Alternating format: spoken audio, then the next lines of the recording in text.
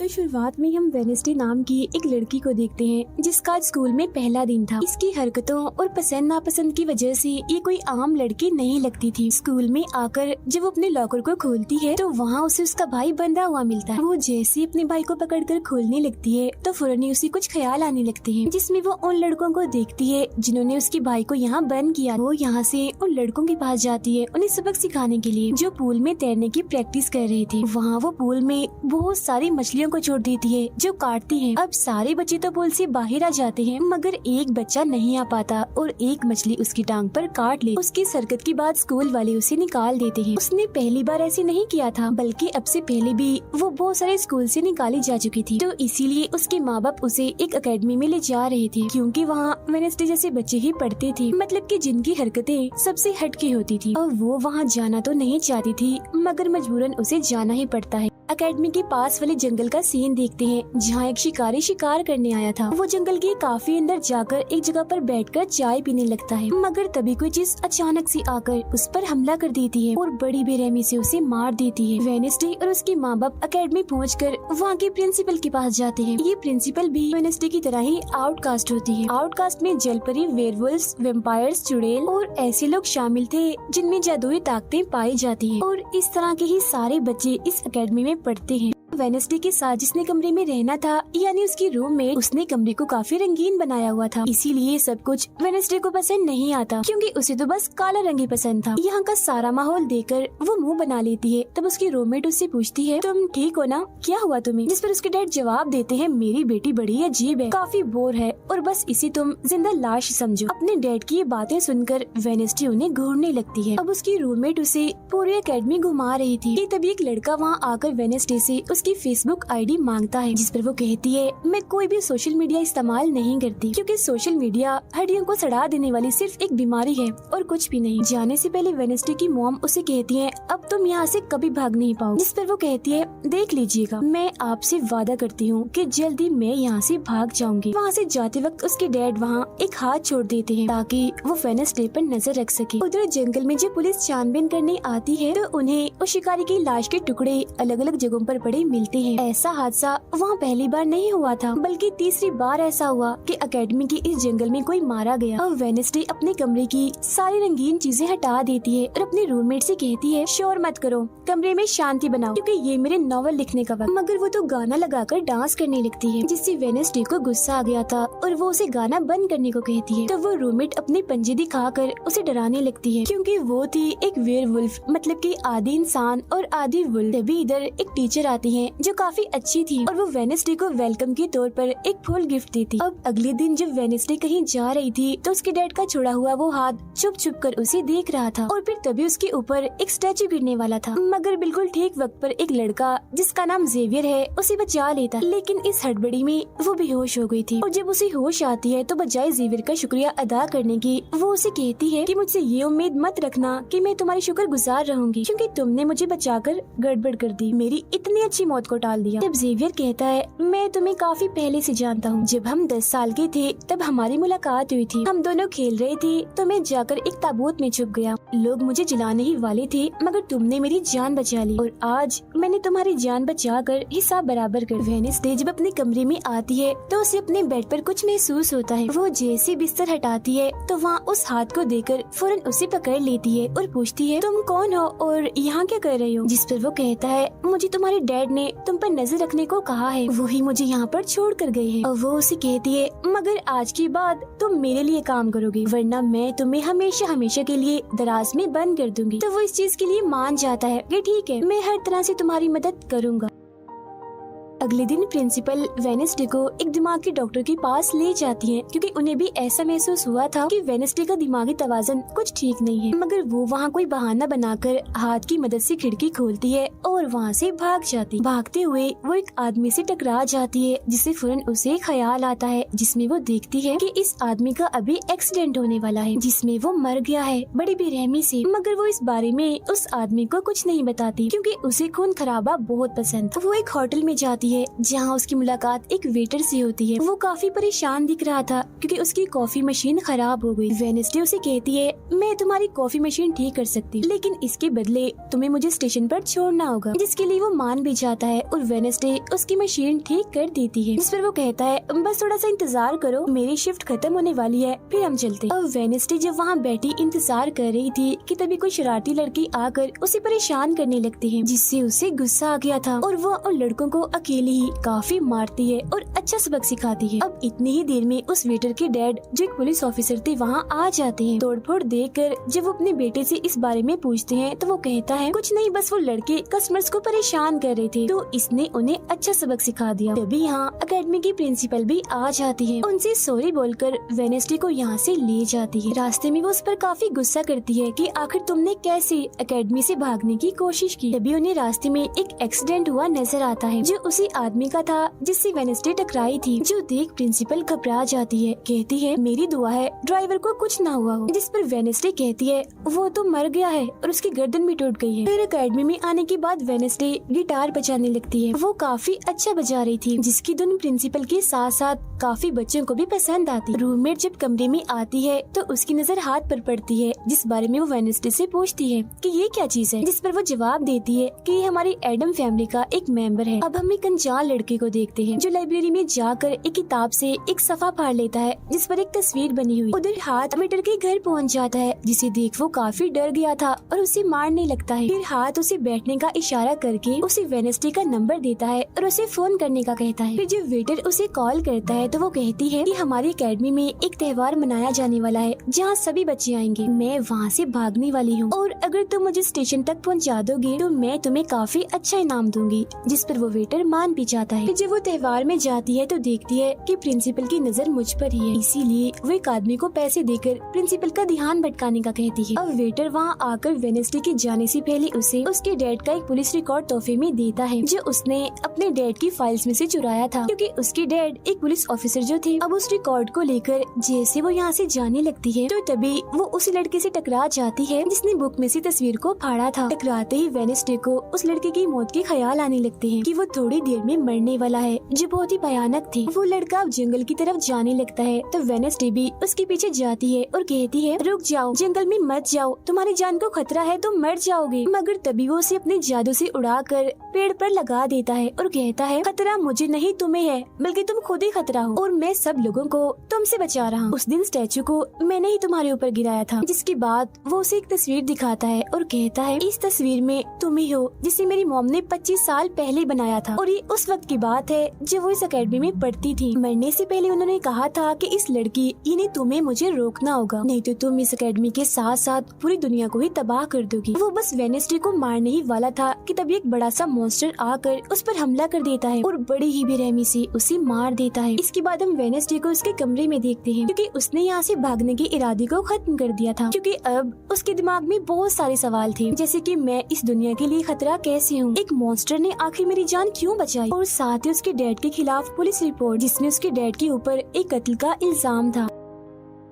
अब अगले दिन पुलिस ऑफिसर वहाँ आते हैं, क्योंकि वेडनेसडे ने ये रिपोर्ट लिखवाई थी कि उस अनजान लड़के की मौत मैंने अपनी आंखों से होती हुई देखी जंगल में। मगर पुलिस को वहाँ ना कोई लाश मिलती है और ना ही कोई ठोस सबूत। तो वेडनेसडे से पूछते हैं कि आखिर तुम इतनी रात को जंगल में कर क्या रही थी, जिस पर वो कहती है, मैंने जंगल में उस लड़के को जाते हुए देखा था और जब मैंने उसका पीछा किया तो देखा कि एक मॉन्स्टर ने आकर उसे मार दिया है, जिसके बाद में बेहोश हो गई। तो फौरन प्रिंसिपल पुलिस ऑफिसर से कहती है, उस लड़के का कोई कत्ल नहीं हुआ, वो जिंदा है, बस यहाँ से भाग गया है, इसीलिए आपको वेडनेसडे की बातों का यकीन नहीं करना चाहिए। अक्सर इसे इस तरह के दौरे पड़ते रहते, हम इसका इलाज करवा रहे हैं, जल्दी ये ठीक हो जाएगी। फिर जब प्रिंसिपल वहाँ से जाती है तो वो ऑफिसर से कहती है कि जंगल में कोई तो है जो सबको मार रहा है और उसी ने उस लड़के को भी मारा है। मगर तभी वहाँ वो लड़का आ जाता है जो जिंदा था और बिल्कुल सही सलामत भी। अब अगले दिन जब वेडनेसडे को डॉक्टर के पास ले जाया जाता है तो वो उससे पूछती है कि क्या तुमने ये अफवाह इसलिए फैलाई कि सभी की तवज्जो तुम पर हो जाए। लाइफ, यानी कि तुमने उस लड़के की मौत होते हुए देखा। जिस पर वो कहती है,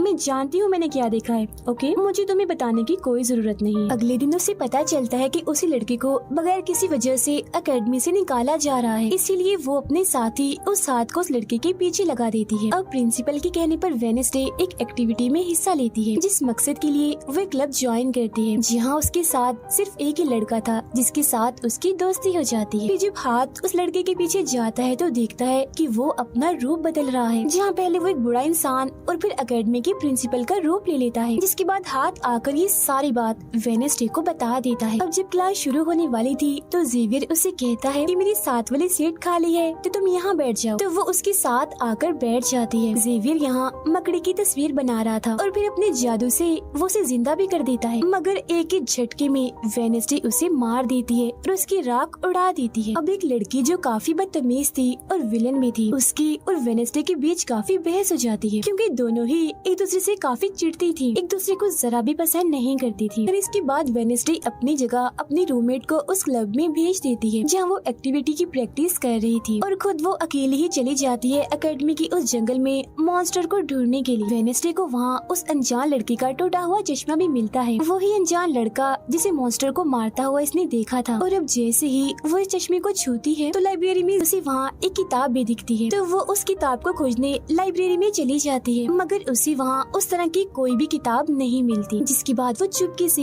जेवियर के कमरे में चली जाती है, क्योंकि वो लड़का और जेवियर एक ही कमरे में रहती थी। वेडनेसडे और हाथ यहाँ पर उस किताब को ढूंढ रहे थे, मगर तभी यहाँ जेवियर आ जाता है, जिस वजह से वो बेड के नीचे छुप जाते हैं। तभी जेवियर के पास वो विलन लड़की भी आती है और उसे कहती है, तुम मुझसे क्यों नाराज हो, अच्छा गुस्सा छोड़ो, सुलह कर लो। जिस पर वो मना कर देता है। अब उसके इनकार पर विलन लड़की को लगने लगता है कि ये सब वो वेडनेसडे की वजह से कर रहा है, इसीलिए वो कहती है कि कल मैं वेडनेसडे समेत तुम्हारे सभी साथियों की कश्तियों की धज्जियां उड़ाने वाली हूँ। बेड के नीचे छुपे वेडनेसडे और हाथ भी उसकी ये बात सुन लेते। कमरे में वापस आने के बाद वेडनेसडे अपने रूममेट से कहती है कि कल जो कश्तियों की रेस होने वाली है मैं भी उसमें हिस्सा लूँ, और कुछ भी हो जाए उस घमंडी लड़की यानी विलन को मैं हरा कर ही रहूंगी। अब अगले दिन जब रेस शुरू होती है तो बताया जाता है कि इस मुकाबले का कोई भी असूल कानून नहीं है, जो भी टीम सबसे पहले गुफा में जाकर झंडे को लाएगी वही टीम जीत जाएगी। जिसके फौरन बाद गेम शुरू हो जाती है और विलन भी अपनी चालें चलना शुरू कर देती। वो अपने एक जलपरी साथी की मदद से एक टीम की कश्ती को तुड़वा देती है, जिससे वो पूरी टीम पानी में गिर जाती है। मगर फिर जब वो जलपरी वेडनेसडे की कश्ती की तरफ आ रही थी तो हाथ उससे पहले ही जाल फेंककर उसे जाल में फंसा लेता है। अब किनारे तक सिर्फ 3 ही टीम्स पहुँच पाती है, और जब सारे लोग झंडा लेने अंदर जाते हैं तो रूममेट अपने पंजों से जोकर टीम की कश्ती में छेद कर देती है। फिर सभी के साथ वेडनेसडे जब झंडा लेकर आ रही थी तो उसे ख्याल आता, जिसमें वो अपने ही जैसी एक लड़की को देखती है जिसके हाथ में किताब थी। होश में आने पर झंडा लेकर वो वापिस से कश्ती में चली जाती है। जोकर्स की कश्ती तो छेद होने की वजह से वहीं पर ही डूब जाती है, जबकि जलपरी दोबारा से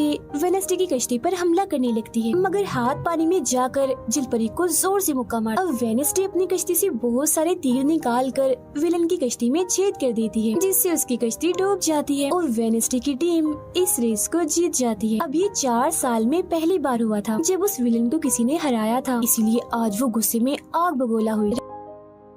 रात के वक्त वेडनेसडे एक स्टैचू के पास जाती है जिसके हाथ में किताब थी। किताब पर लिखी एक पहेली को जैसे ही वो सुलझाती है तो वहाँ एक रास्ता खुल जाता है। जैसे ही उसके अंदर जाती है तो देखती है कि यहाँ उसके मॉम डैड के अलावा और भी बहुत सारे लोगों की तस्वीरें लगी हुई हैं। उसे वहाँ वो किताब भी मिल जाती है जिसकी वो तलाश कर रही थी, मगर जैसे वो उस किताब को वहाँ से लेकर जा रही थी कि तभी अचानक से कोई आकर उस पर हमला कर देता है, जिससे वो बेहोश हो जाती है। अब उसे जैसे होश आती है तो देखती है कि उसे कुछ लोगों ने बंदी बनाया हुआ है, जिन्होंने मास्क भी लगाए हुए थे, मगर उनकी आवाज सुनते ही वेडनेसडे उन्हें पहचान लेती है और कहती है कि मैंने तुम्हें पहचान लिया है, तुम अपने अपने मास्क हटा सकते हो। असल में ये लोग और कोई नहीं बल्कि विलन और उसके साथी थे। इसी दौरान वो अपनी रस्सी भी खोल चुकी थी और वहाँ से जाने लगती है, मगर जाते जाते वो कहती है तुम सब छोटे बच्चे हो, अगवा करना भी तुम्हें ठीक से नहीं आता। वापस आने के बाद वो उस तस्वीर को किताब पर लगाकर मुकम्मल करती है जिसे उस लड़के ने किताब से फाड़ लिया था और वो उसे पढ़ने लगती। अब अगले दिन प्रिंसिपल सभी बच्चों को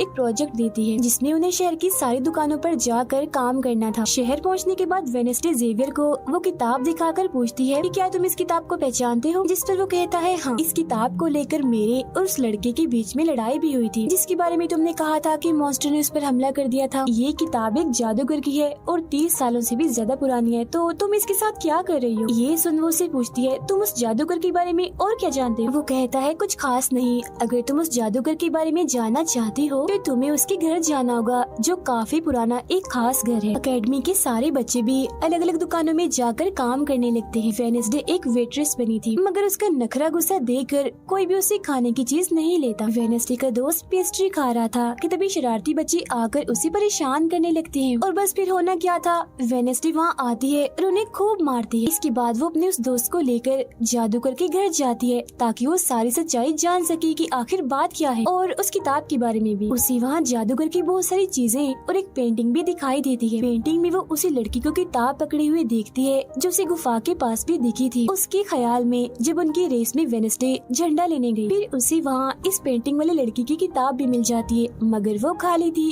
क्योंकि वो नकली थी। इतनी ही देर में वहाँ एक औरत आती है तो वेडनेसडे उसे असली किताब के बारे में पूछती है जिस पर वो कहती है कि वो किताब तो चोरी हो गई थी और इस वक्त तुम जहाँ खड़ी हो ये भी उस जादूगर का असली घर नहीं है। इसके बाद वेडनेसडे वेटर से मिलने उसकी होटल जाती है और उससे जादूगर के असली घर के बारे में पूछती है तो वो उसे असली घर के बारे में बता भी देता है, जहाँ से वेडनेसडे अकेले ही उस घर में चली जाती। वहाँ उसे एक बूढ़ा आदमी मिलता है जो उसे कहता है ये मेरी जगह है, मेरा घर है, निकलो यहाँ से। तब ये सुन वेडनेसडे का साथी वो हाथ उसके मुंह पर ही हमला कर देता है जिससे डरकर वो आदमी वहाँ से भाग जाता है और वेडनेसडे को यहाँ से कुछ नहीं मिलता, इसीलिए वो यहाँ से जाने लगती है। मगर जब वो दरवाजे से बाहर जाती है तो फौरन उसे ख्याल आता है जिसमें वो देखती है कि वो जादूगर एक लड़की को चुड़ैल साबित करके इस घर में बंद कर देता है जहाँ उससे पहले और भी बहुत सारे लोग बंधे हुए थे। ये सारे लोग आउटकास्ट के थे, यानी कोई वेम्पायर था, कोई जलपरी, कोई वेयरवुल्फ तो कोई चुड़ैल। इसीलिए जादूगर इन सबको शैतान समझता था। इस तरह के सभी लोगों को यहाँ कैद करने के बाद वो इस पूरे घर में आग लगा देता है। वो बच्ची जिसे जादूगर ने चुड़ैल साबित किया था वो अपनी मॉम को आजाद करने की कोशिश करती है मगर नहीं कर पाती क्योंकि सभी लोगों को जंजीर की मदद से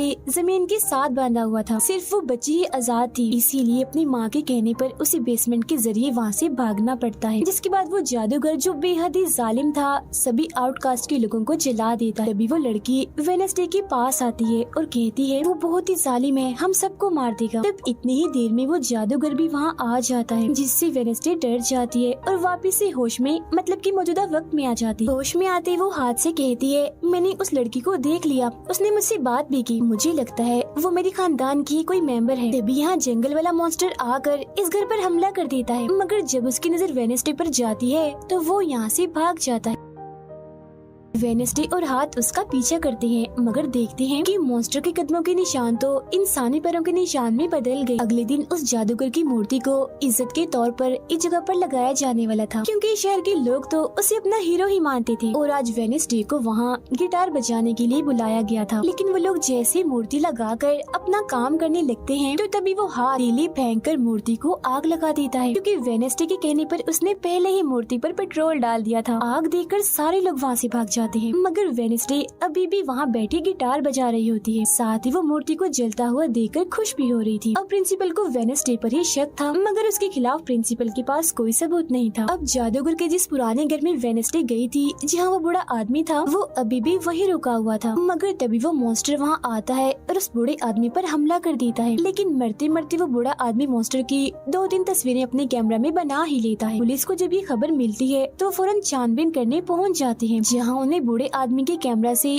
मॉन्स्टर की तस्वीर भी मिल जाती है। अगले दिन हाथ मुर्दा घर जाकर वहाँ लगी कैमरा पर कोई चीज लगा देता है ताकि जो वो करे उसे कोई ना देख सके। फिर वो दरवाजा खोलता है तो वेडनेसडे अंदर आती है। वो यहाँ दरअसल उस बूढ़े आदमी के जख्मों को देखने आई थी जिसे उस मॉन्स्टर ने मारा था। वो बूढ़े आदमी की लाश को देखकर सारा डेटा अपने पास रिकॉर्ड कर लेती है जबकि हाथ उसकी एक फाइल बनाने में लग जाता है। तभी वहाँ डॉक्टर और पुलिस ऑफिसर भी आ जाते हैं। तब छुपने के लिए वेडनेसडे एक बॉक्स मिस हो जाती है। फिर जब डॉक्टर उस बॉक्स को खुला हुआ देखते हैं तो फौरन उसे चेक करते हैं, मगर जब वेडनेसडे को उसमें पड़ा हुआ देखते हैं तो उन्हें लगता है कि ये भी एक लाश है, इसीलिए वो उस बॉक्स को बंद करके वहाँ से चले जाते हैं। मगर फिर जब हाथ उसे वहाँ से लेने आता है तो वो कहती है, अच्छा तंग मत करो प्लीज, थोड़ी देर और सोने दो, बड़ा मजा आ रहा है। फिर इसके बाद वो अपनी छानबीन से ये पता लगवा लेती है कि वो मॉन्स्टर असल में जिस्म के हिस्सों को इकट्ठा कर रहा है। फिर अगले दिन जब वो अकेडमी जाती है तो उसे जेवियर की गर्दन पर किसी के पंजों के निशान दिखते हैं। अब हम जेवियर को एक केबिन से बाहर आता हुआ देखते हैं और क्योंकि वेडनेसडे को उसके जख्मों पर पहले से ही शक था तो वो भी उसका पीछा करते करते वहाँ आ गई थी। उसे वहाँ पर बहुत सारी मॉन्स्टर की ड्राइंग्स और तस्वीरें दिखती हैं। एक तो तस्वीर को लेकर जैसी वो वहाँ से जाने लगती है तो तभी जेवियर उसे देख लेता है और जाने से रोक देता है, मगर वेडनेसडे उसका ध्यान भटकाने के लिए उसे बस एक ही बात कह देती है कि क्या तुम आज रात होने वाली डांस पार्टी में मेरे साथ चलोगे। जिसके बाद वो जेवियर की बनाई मॉन्स्टर की ड्राइंग्स ले जाकर पुलिस ऑफिसर को दे देती है, जिस पर वो कहते हैं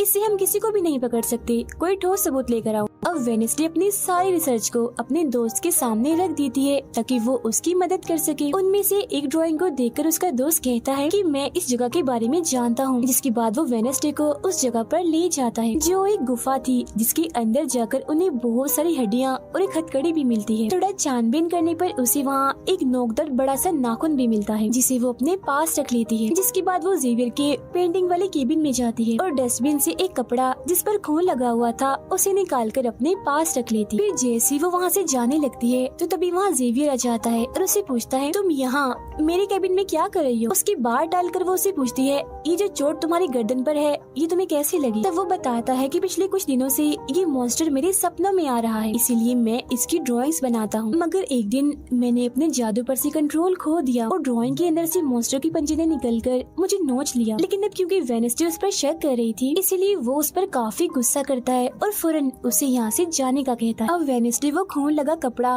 और नाखून जाकर पुलिस ऑफिसर को दे देती है और कहती है, ये लो ठोस सबूत और बेशक डीएनए टेस्ट करवा लो, मेरे ख्याल से इतना सबूत काफी होगा, है ना।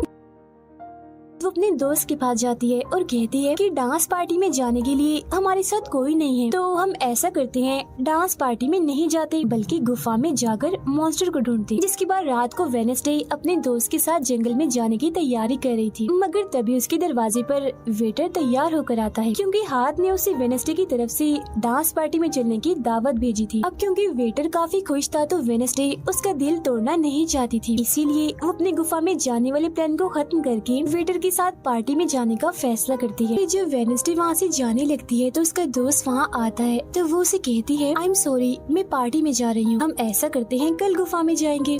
लेकिन उसका दोस्त बगैर बताए अकेला ही उस गुफा में चला जाता है। उधर पार्टी में सारे लोग आकर काफी एंजॉय कर रहे थे। सब लोग अपने अपने साथी को लेकर पार्टी में आए हुए थे, जहाँ जेवियर अपने साथ उस विलन लड़की को लाया था। लेकिन जब वेडनेसडे वेटर के साथ वहाँ आती है तो उन दोनों को साथ देखकर जेवियर जलने लगता है। जब सब लोग डांस कर रहे थे तो वेडनेसडे की डांस करने के स्टाइल से सारे लोग काफी हैरान रह जाते हैं क्योंकि वो काफी अजीब तरह से ही डांस कर रही थी। उधर जंगल में वेडनेसडे का दोस्त भी पहुँच गया था और छुपकर मॉन्स्टर की आने का इंतजार कर रहा था, मगर तभी वहाँ कोई आता है और उस गुफा में धमाका करके भाग जाता है। जेवियर लगातार उन दोनों को देखकर जल रहा था, इसीलिए वो विलन लड़की से कहता है कि तुम अपना लॉकेट उतारो और अपने जेल परी से मेरे लिए मदद मांगो ताकि मैं वेडनेसडे को भूल जाऊं। जो सुन विलन लड़की भड़क जाती है और उसे कहती है कि तुम तो पहले ये कहते फिर रहे थे कि मैंने अपने जेल परी से तुम्हें अपने काबू में किया है और अब तुम्हें किसी को बुलाने के लिए मेरी ही मदद चाहिए। तभी बाहर शरारती लड़कों का ग्रुप टैंकर लेकर आता है और डांसिंग क्लब के पंप में वो बड़ा सा पाइप लगा देते हैं और फिर तभी अचानक उस पार्टी में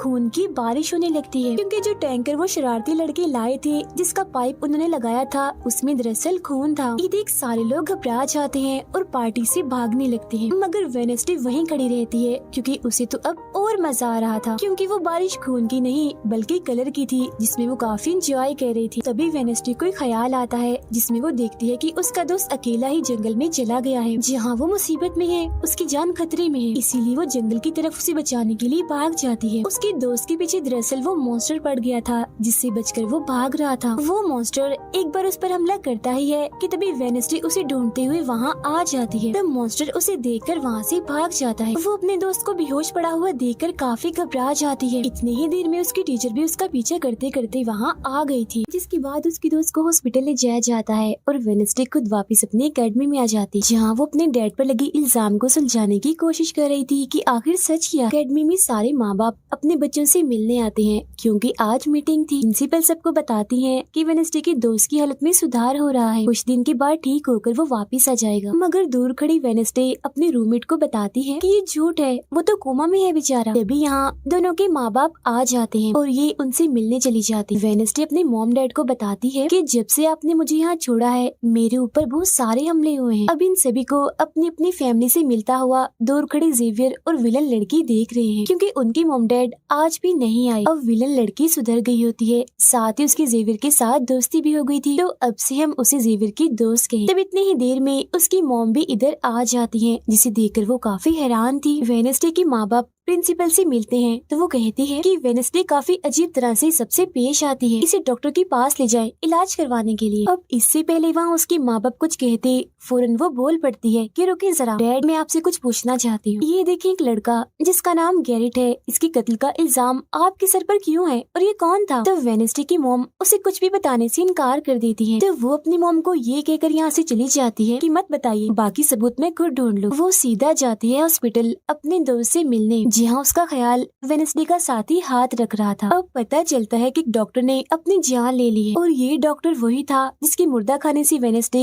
बूढ़े आदमी की लाश को देखने आई। मरने से पहले डॉक्टर ने एक खत भी छोड़ा था जिसमें लिखा हुआ था कि मैं गैरेट के केस पर शर्मिंदा हूँ क्योंकि मैंने उसकी झूठी रिपोर्ट बनाई थी। अब जब सारे लोग खाना खा रहे थे तो तभी वहाँ पुलिस ऑफिसर आकर वेडनेसडे के डैड को पकड़ लेता है और कहता है कि गैरेट की मौत के इल्जाम में तुम्हें गिरफ्तार किया जा रहा है। जेल में वेडनेसडे अपने डैड से मिलने जाती है, पूछती है कि बताएं गैरेट से आपका क्या वास्ता है। तो वो बताते हैं कि गैरेट तुम्हारी मॉम से बहुत प्यार करता था, फिर एक दिन जब तुम्हारी मॉम और मैं साथ थे तो गैरेट ने आकर मुझ पर हमला कर दिया। मैंने अपना काफी बचाव किया जिस दौरान गलती से उसकी मौत हो गई। ये सुन वेडनेसडे को उनकी बात थोड़ी झूठी लगती है। फिर वो पुलिस ऑफिसर के पास जाती है, कहती है मेरे डैड ने गैरेट को नहीं मारा और ये उनके खिलाफ साजिश की जा रही है। जिस पर वो कहता है दुनिया तुम्हारे हिसाब से नहीं चलती, हमारे पास सबूत आ गए हैं तुम्हारे डैड के खिलाफ। वो कहती है मैं नहीं मानती और मेरा ख्याल है कि जिसने मेरे दोस्त को मारने की कोशिश की उसने ही गैरेट को मारा होगा। पार्क में रूममेट अपनी मॉम के साथ बैठी थी, जहाँ उसकी मॉम चाहती है कि वो पूरी तरह एक वेयरवुल्फ बन जाए और वो उसे एक डॉक्टर के पास जाने का कहती है, मगर रूममेट ऐसा नहीं चाहती, इसलिए वो यहाँ से चली जाती है। अब वेडनेसडे अपनी मॉम के पास जाती है ताकि वो सारी सच्चाई जान सके। उसकी मॉम खुफिया लाइब्रेरी में थी। वो अपनी मॉम से कहती है कि आपने मुझे इस अकेडमी में इसलिए भेजा ना ताकि मैं हमेशा आपकी परछाई बन के रहूं। जिस पर उसकी मॉम कहती है कि ये सिर्फ अकेडमी ही नहीं बल्कि पहले यहाँ एक ग्रुप हुआ करता था जिसकी बुनियाद तुम्हारे डैड की फैमिली की एक औरत ने रखी थी जिसका नाम गुडी था। वो कहती है मैं ये जानना चाहती हूँ कि डैड ने तो गैरेट को नहीं मारा तो फिर किसने मारा है। तब उसकी मॉम सच्चाई बताती है कि जब मैं वहाँ गई तो मैंने देखा कि तुम्हारे डैड और गैरेट आपस में लड़ रहे थे। मैंने उन्हें रोकने की कोशिश की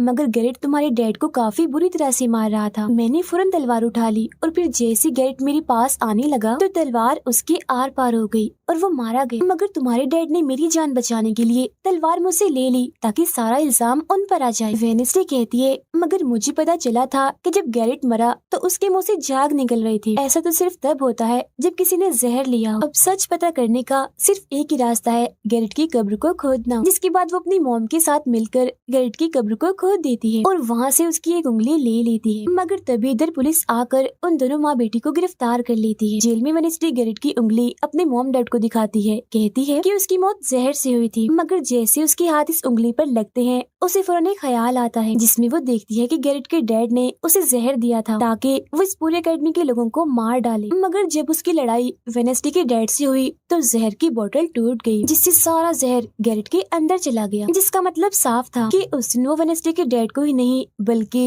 पूरी अकेडमी को ही खत्म करने आया था। जेल से रिहा होने के बाद वेडनेसडे और उसकी मॉम मेयर के पास जाती है, कहती है आपने गैरेट की मौत के सच को छुपाया, उसकी मौत जहर से हुई थी न कि तलवार से और ये बात साबित भी हो गई है। जो सुन मेयर सब कुछ सच बता देता है जिसके बाद वेडनेसडे के डैड को भी रिहा कर दिया जाता है। अब वेडनेसडे अपनी मॉम को बताती है कि मुझे बहुत ख्याल आते हैं, जिस पर उसकी मॉम कहती है कि ये खासियत हमारे खानदान में है, ख्याल सबको आते हैं, अगर ख्याल हमारे कंट्रोल में ना रहे तो ये हमें पागल बना सकते हैं, इसीलिए हमारे खानदान के पुराने लोग आकर हमें आसान रास्ता बताते हैं और ट्रेनिंग देते हैं। तो वेडनेसडे फौरन बोलती है जैसे गुडी एडम्स जिसके बारे में आपने बताया था कि वो मेरे डैड के खानदान की है, जिस पर उसकी मॉम कहती है कि मुझे नहीं पता, बहरहाल तुम होशियार रहना, क्योंकि गुडी एडम्स बदला चाहती थी जिसके चक्कर में वो खुद भी नहीं बच पाई। फिर सबके माँ बाप अपने अपने बच्चों से मिलकर जा रहे थे। रूममेट अपनी मॉम को कहती है, आप फिक्र मत करना, जब मुझे वेयरवुल्फ बनना होगा मैं बन जाऊँ। जाने से पहले वेडनेसडे की मॉम उसे वही किताब देती है जो अक्सर प्रिंसिपल के पास हुआ करती थी। वो किताब लेकर वेडनेसडे प्रिंसिपल के पास जाती है, कहती है कि उस अनजान लड़की को आपने मारा था, मैंने देखा था, जिसके बारे में मैंने कहा था कि उसे मॉन्स्टर ने मारा है, क्योंकि वो आप ही हो जो खुद को बदल बदल कर लोगों को मार रही हो। मैं ये बात अब पुलिस को बता दूंगी। जिस पर प्रिंसिपल कहती है, नहीं,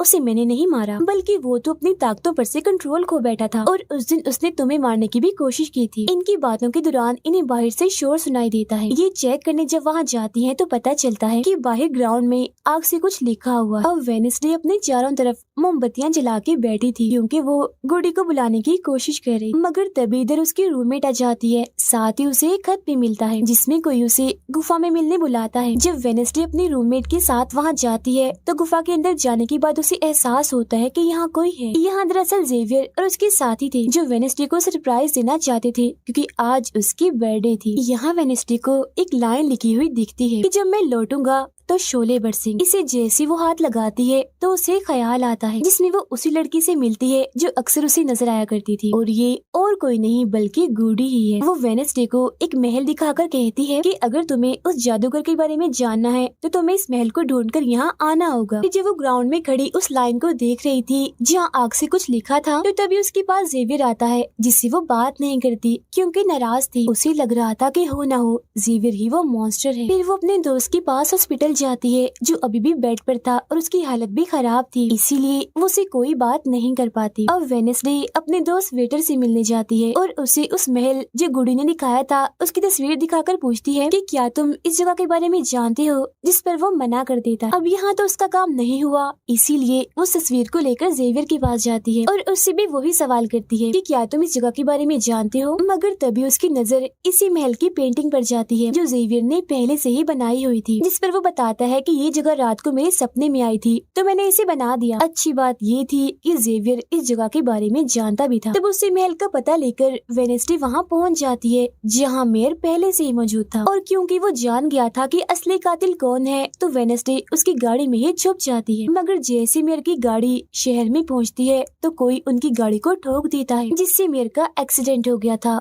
वो काफी जख्मी हो जाते हैं, उनकी हालत मरने वाली हो गई। फिर अब रात के वक्त वेडनेसडे वेटर और अपने रूममेट के साथ उसी महल में आती है। यहाँ उसे ऐसा महसूस होता है जैसे कोई इधर रह रहा है क्योंकि मोमबत्तियां गर्म थी और ये कमरा बिल्कुल साफ था। इतनी ही देर में वो मॉन्स्टर भी यहाँ आ जाता है जिससे बचने के लिए ये लोग छुप जाते हैं। ये लोग देखते हैं कि जिन जिन लोगों पर मॉन्स्टर ने हमला किया था उनके जिस्म के कटे हुए हिस्से यहाँ पर पड़े हुए हैं। अब वेडनेसडे अपने दोस्तों को मॉन्स्टर से बचाना चाहती थी, इसीलिए वो उन्हें यहाँ से ले जाती है। ये वेटर के घर जाते हैं जहाँ जैसे उसकी डैड आते हैं तो वेडनेसडे उन्हें कहती है कि मैं आपको कुछ दिखाना चाहती हूँ, क्योंकि वो पुलिस ऑफिसर जो थे वो जब उन्हें महल में ले जाती है तो वहाँ पर कुछ भी नहीं था, मतलब जिस्म के कटे हुए हिस्से जो पहले यहाँ पर रखे हुए थे अब वो वहाँ पर नहीं पड़े थे, जिससे पुलिस ऑफिसर को गुस्सा आ जाता है और वो कहते हैं कि आज के बाद तुम मेरे बेटे से नहीं मिलोगी। अब जब वेडनेसडे एकेडमी आती है तो वहाँ उसे प्रिंसिपल मिलती है जो कहती है कि तुम्हें मैंने कहीं भी जाने से मना किया था मगर तुमने मेरी बात ना मानकर अच्छा नहीं किया। जिस पर वो जवाब देती है, मैं सच का पता लगवाने गई थी इसीलिए मैं माफी नहीं मांगूंगी, मैंने कुछ गलत नहीं किया है। जिसके बाद वो प्रिंसिपल को एक पेंटिंग भी दिखाती है जिसमें वो जादूगर था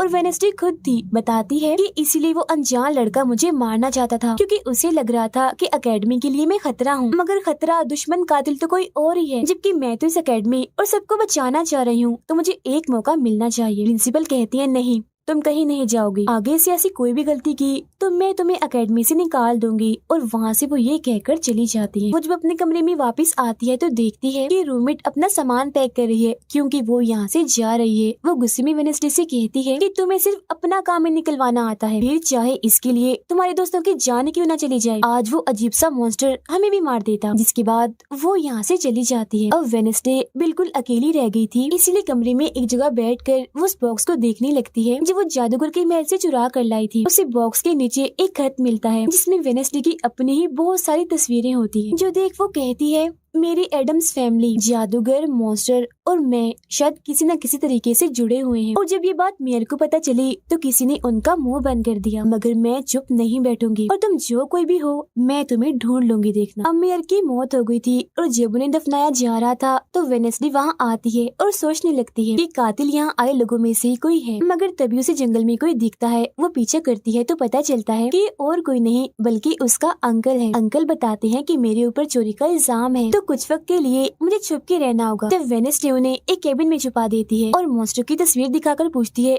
कि आप इसके बारे में कुछ जानते हैं, जिस पर वो कहते हैं मैं ज्यादा कुछ तो नहीं जानता, अगर तुम्हें इसके बारे में जानना है तो तुम्हें खुफिया लाइब्रेरी में जाना होगा। वहाँ एक तिजोरी में डायरी है जिसमें इस मॉन्स्टर के बारे में सब लिखा है। आधी रात को वेनेसडे उस लाइब्रेरी में जाती है जहाँ जेवियर पहले से ही मौजूद था। तब ये उसे कहती है जहाँ जहाँ मॉन्स्टर से हमला हुआ है वहाँ तुम पाए गए हो तो हो ना हो मॉन्स्टर तुम ही हो, मगर वो उसकी बात को अनसुनी करके यहाँ से चला जाता है। तभी इधर उसके अंकल आते हैं। ये मिलकर डायरी को ढूंढ लेते हैं जिसमें इस मॉन्स्टर के बारे में सब कुछ लिखा था कि ये मॉन्स्टर किसी के कंट्रोल में भी आ सकता है और फिर बस ये अपने मालिक के कहने पर ही काम करता है। रात के वक्त वो अपने साथी हाथ को कहती है कि मैं वेटर से मिलने जा रही हूँ, तब तक तू मेरी डायरी का ख्याल रखना। कि जब वेटर के साथ गुफा के अंदर जाती है तो देखती है कि यहाँ उसने गुफा को सजाया हुआ है क्योंकि वो उसे शादी के लिए पूछने वाला था। वापिस आकर वेनेसडे देखती है कि उसके कमरे का सारा सामान इधर उधर बिखरा पड़ा है और उसकी डायरी कोई चुरा कर यहाँ से ले गया है। फिर जैसे वो अपने साथी हाथ को देखती है तो घबरा जाती है क्योंकि उसकी हथेली में किसी ने चाकू आर पार कर दिया था और अब उसमें जान नहीं थी, वो मर गया था। फिर वो हाथ को लेकर जल्दी से अपने अंकल के पास आती है और दुखी होती हुई कहती है प्लीज अंकल कैसे भी करके हाथ को जिंदा कर दीजिए। तब अंकल बार बार बिजली के झटके उसे देते हैं जिससे वो जिंदा हो जाता है। वो उसे पूछती है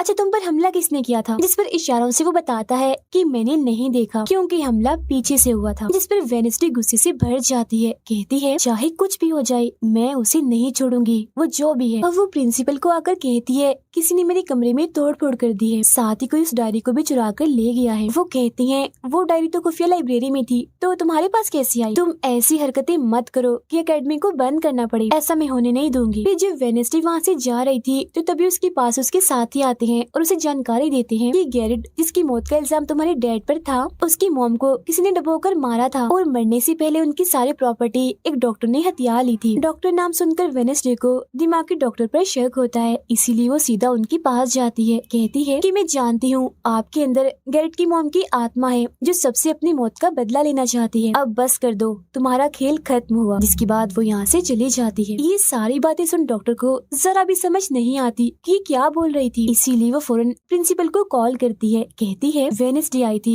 उसका बर्ताव काफी अजीब था, उल्टी उल्टी बातें कर रही थी वो। अब तभी यहाँ मॉन्स्टर आ जाता है जो डॉक्टर पर हमला करके उन्हें मार देता है। अब डॉक्टर तो मर गई थी, इसीलिए वेनेसडे की शक की सुई अब जेवियर पर आ जाती है, इसीलिए वो उससे मिलने उसके कैबिन में जाती है। यहाँ उसे मरे हुए लोगों का सामान भी मिलता है जिससे उसका शक और पक्का हो जाता है। अब तभी इधर पुलिस भी आकर जेवियर को पकड़ लेती है क्योंकि पुलिस को यहाँ पर वेनेसडे ने ही बुलाया था। अब जब वेनेसडे कमरे में आती है तो उसकी रूममेट वापस आ गई थी। कहती है तुम्हारा और मेरा कोई ताल्लुक है, मैं तुम्हारे साथ रहना चाहती हूँ, मैंने तुम्हें और हाथ को बहुत याद किया। फिर इसके बाद वेनेसडे वेटर के पास जाती है जहाँ उसे फिर से कुछ ख्याल आने लगते हैं जिनमें वो देखती है कि मॉन्स्टर और कोई नहीं बल्कि वेटर ही है जिसे वो पसंद करती है। मगर फिलहाल वो उसे कुछ नहीं कहती, उसे एक जगह पर लाती है और फिर कहती है कि जेवियर को तो फंसाया जा रहा है जबकि असली मॉन्स्टर तो तुम ही हो, मगर वो इसके लिए बार बार मना करता है। तभी यहाँ वेनेसडे के सारे दोस्त भी आ जाते हैं और वेटर को पकड़कर कुर्सी से बांध देते हैं। अब वेनेसडे उस पर जुल्म करना चाहती है मगर उसके दोस्त ऐसा करना नहीं चाहते, इसीलिए वो यहाँ से चले जाते हैं। फिर जैसे ही वो वेटर को मारने के लिए आगे बढ़ती है कि तभी वेटर के डैड पुलिस ऑफिसर यहाँ आ जाते हैं और वेनेसडे को गिरफ्तार कर लेते हैं। हालांकि वो उन्हें कहती भी है कि असली कातिल आपका बेटा है, वही मॉन्स्टर है ये, मगर वो उसकी एक नहीं सुनते। फिर जब वो यहाँ से जा रही थी तो वेटर उसके पास आता है, कहता है कैसा लगा हारना, अभी तो और भी बहुत कुछ होना बाकी है बच्चों। जिसके बाद प्रिंसिपल भी वेनेसडे को कह देती है कि तुमने सारी हदें पार कर दी, इसीलिए तुम्हें एकेडमी से निकाला जा रहा है। लेकिन अभी भी वो बार बार एक ही बात कह रही थी कि वेटर ही असली मॉन्स्टर है, मगर फिर भी वो उसकी एक नहीं सुनती और जाने का कहती है। तब आखिरी बार वेडनेसडे जेवियर से मिलने जाती है जो जेल में बंद था और उससे नाराज भी था क्योंकि वेडनेसडे ने ही उसे पुलिस के हवाले किया था। हालांकि वो उसे बताती भी है कि मॉन्स्टर वेटर है और उसने मेरे जरिए तुम्हें फंसाया है। वो उसकी एक नहीं सुनता, कह देता है कि सारी मुसीबत की जड़ तुम हो, अगर तुम ये एकेडमी छोड़ के चली जाओगी तो कुछ भी गलत नहीं होगा। ये बात सुनने के बाद वो एक सेकंड भी नहीं रुकती और यहाँ से चली जाती है। वो अपने कमरे में आकर अपना सारा सामान पैक करती है, जिसके बाद वो सभी से आखिरी मुलाकात करती है। सबसे आखिर में वो अपने दोस्त से मिलने हॉस्पिटल में जाती है, कहती है मैं तो जा रही हूँ, तुम अपना ख्याल रखना और हाँ बाहर मत निकलना, बाहर मॉन्स्टर हो सकता है। और उस दिन गुफा में धमाका करने वाला और कोई नहीं बल्कि प्रिंसिपल ही थी, जिस पर वो कहता है नहीं, धमाका करने वाले के जूते लाल थे, जबकि प्रिंसिपल कभी भी लाल जूते नहीं पहनती। ये बात सुनकर वेडनेसडे को पता चल जाता है कि असली कातिल कौन है। वो अपनी उसी टीचर के पास जाती है जिसे सब पसंद करते थे और कहती है बाकी लोग तो बिला वजह मारे गए हैं, जबकि असली कातिल तो तुम ही हो। तुमने ही वेटर को अपने कंट्रोल में करके उसे मॉन्स्टर बनाया और धीरे धीरे उसे अपना गुलाम बना लिया, अपने इशारों पर नचाकर लोगों को उसके जरिए मरवाया। तभी यहाँ वेटर भी आ जाता है, जिसे वो टीचर कहती है जल्दी करो, वेडनेसडे को मार दो। लेकिन दरअसल ये वेटर नहीं थी बल्कि प्रिंसिपल थी जो रूप बदल कर यहाँ पर आई थी। और अब टीचर प्रिंसिपल के गले में जहर का इंजेक्शन घुसा देती है, जिससे प्रिंसिपल बेचारी मारी जाती है। फिर वो वेडनेसडे को भी बांध कर जादूगर की गुफा में ले आती है। गुफा में आकर वेडनेसडे को पता चल जाता है कि जिन मरे हुए लोगों के जिस्म के हिस्सों को इकट्ठा किया गया था वो दरअसल जादूगर को दोबारा से जिंदा करने के लिए किए गए थे। तभी यहाँ टीचर जो असली विलन थी वेडनेसडे को बताती है कि जब गुडी ने जादूगर को मारा था तो गुडी ने अपने खून से जादूगर की कब्र पर एक ताला लगा दिया था और अब जादूगर को जिंदा करने के लिए हमें गुडी की फैमिली मतलब एडम्स फैमिली के ही किसी इंसान का खून चाहिए, साथ ही पूरे चांद की रात भी हो। और अब हमें ये सुनहरी मौका मिल गया है जादूगर को जिंदा करने का, क्योंकि एडम्स फैमिली से तुम हो और आज पूरे चांद की रात भी है, हम तुम्हारा खून लेंगे। जिसके बाद टीचर वेडनेसडे के हाथ पर कट लगा देती है, जिससे उसका खून निकलने लगता है। फिर वो उसके खून से जादूगर की कब्र का ताला खोल देती है और फिर अगले ही पल जादूगर भी जिंदा होकर अपनी कब्र से बाहर आ जाता है। बाहर आते ही वो वेडनेसडे को चाकू मार देता है, जिससे वो जख्मी हो जाती है। इसके बाद वो एकेडमी को खत्म करने के लिए चला जाता है। अब तभी यहाँ गुडी एडम्स आती है और वेडनेसडे को बिल्कुल ठीक कर देती है, मतलब कि उसके जख्म, और कहती है मैंने तुम्हें ठीक तो कर दिया है मगर अब की बाद मैं तुम्हें नजर नहीं आऊंगी। जंगल की रास्ते से जब वेडनेसडे जा रही थी तो तभी उसके सामने वेटर आ जाता है। उसे टीचर कंट्रोल कर रही थी, इसीलिए वो मॉन्स्टर बनकर उस पर हमला कर देता है। वो बस उसे मारने ही वाला था कि तभी यहाँ एक वेयरवुल्फ आ जाती है, जो और कोई नहीं बल्कि रूममेट थी, जो आज पहली बार वेयरवुल्फ बनी थी, वो भी सिर्फ वेडनेसडे को बचाने के लिए। यहाँ वेयरवुल्फ और मॉन्स्टर के बीच काफी खतरनाक लड़ाई होती है, जिसमें वेयरवुल्फ मॉन्स्टर पर भारी पड़ रही थी और उसे काफी मारती है, अच्छा मजा चखाती है। इसके बाद वेडनेसडे जादूगर से लड़ने उसे रोकने के लिए एकेडमी में आ जाती है, जहाँ वेडनेसडे को बचाने के लिए जेवियर पहुँच जाता है। अब जैसे जादूगर जेवियर को मारने वाला था तो तभी सामने वेडनेसडे आ गई थी और वो बेचारी खुद जख्मी हो जाती है, मगर फिर भी वो जेवियर को कहती है कि तुम यहाँ से जाओ और बाकी एकेडमी वालों को बाहर निकालो, क्योंकि ये हम जैसे आउटकास्ट के लोगों को नहीं छोड़ेगा। जिसके बाद वो फिर से खड़ी हो जाती है, उसकी हाथ में तलवार भी थी, जिसकी मदद से वो जादूगर से लड़ती है, मगर जादूगर काफी ताकतवर था, इसीलिए वो उसके सामने नहीं टिक पाती। वो बस उसे मारने ही वाला था कि तभी इधर जेवियर की दोस्त आकर जादूगर का ध्यान भटका देती है, जिस दौरान मौका देकर वेडनेसडे उठती है और तलवार के एक टुकड़े को जादूगर के दिल के आर पार कर देती है, क्योंकि ऐसा उसे गुडी एडम्स ने करने को कहा था। जहाँ जादूगर एक बार फिर से मर जाता है और उन्हें उसका जिस्म जलने लगता है और राख बनकर उड़ जाता है। जादूगर के मरते ही यहाँ वो टीचर आ जाती है, जिसके हाथ में गन थी, जिसे वो वेडनेसडे पर तान देती है क्योंकि वो उसे मारना चाहती है। मगर तभी यहाँ वेडनेसडे का दोस्त भी आ गया था, जिसके पास बहुत सारी मधुमक्खियाँ थी। वो उन सभी मधुमक्खियों को टीचर पर छोड़ देता है, जिससे उसका भी काम तमाम हो जाता है। जब वेडनेसडे अपने मिशन में कामयाब होकर बाहर आती है जहाँ सारे लोग खड़े थे, तो वो वहाँ अपने रूममेट को भी देखती है, जो अब वेयरवुल्फ से अपने असली रूप में आ गई थी। यहाँ वो दोनों पहली बार गले मिलती हैं, मगर हैरत अब वेडनेसडे को कोई भी ख्याल नहीं आ रहा था। कुछ वक्त के बाद वेडनेसडे अपना नॉवल भी पूरा कर लेती है, मगर वो इसका एंड नहीं करती, इन्हीं की उसे खत्म नहीं करती और आगे बस एक सवालिया निशानी छोड़ देती है। वो जेवियर से मिलने जाती है, जहाँ वो उसे गिफ्ट देता है जिसमें मोबाइल था। वो इस गिफ्ट को ले तो लेती है मगर कुछ नहीं कहती और वहाँ से चली जाती है। फिर जब वो अपनी गाड़ी में थी तो उसके पास मैसेज आता है, जिसमें उसकी कुछ तस्वीरें थी और साथ ही ये मैसेज भी था कि मैंने तुम पर नजर रखी हुई है, जिससे वो सोच में पड़ जाती है कि टीचर तो मर गई है, मगर अब उसके बाद ये कौन है जो सब कर रहा है। इसी सोच में वो अपने घर के लिए निकल जाती है, जिसके बाद हम पुलिस की गाड़ी को देखते हैं, जिसमें वो वेटर को बांधकर कहीं ले जा रहे थे, क्योंकि उन्हें भी पता चल गया था कि यही असली मॉन्स्टर है, इसे बस कोई कंट्रोल करता है। मगर तभी अचानक से वेटर दोबारा मॉन्स्टर बन जाता है और सभी पुलिस वालों को मार देता है, जिसका मतलब ये था कि टीचर की तरह अभी भी कोई है जो इसे कंट्रोल कर रहा है और वो लोगों को मरवाता रहेगा इसके जरिए। और ये अनजान इंसान वही हो सकता है जिसने वेडनेसडे को मैसेज किया, यानी कि अभी भी कोई है जो एकेडमी को बंद करवाने में लगा है और मॉन्स्टर के जरिए खून खराबा कत्ल होना आम ही रहेगा। और इसी के साथ ही ये सीजन इधर ही खत्म हो जाता है।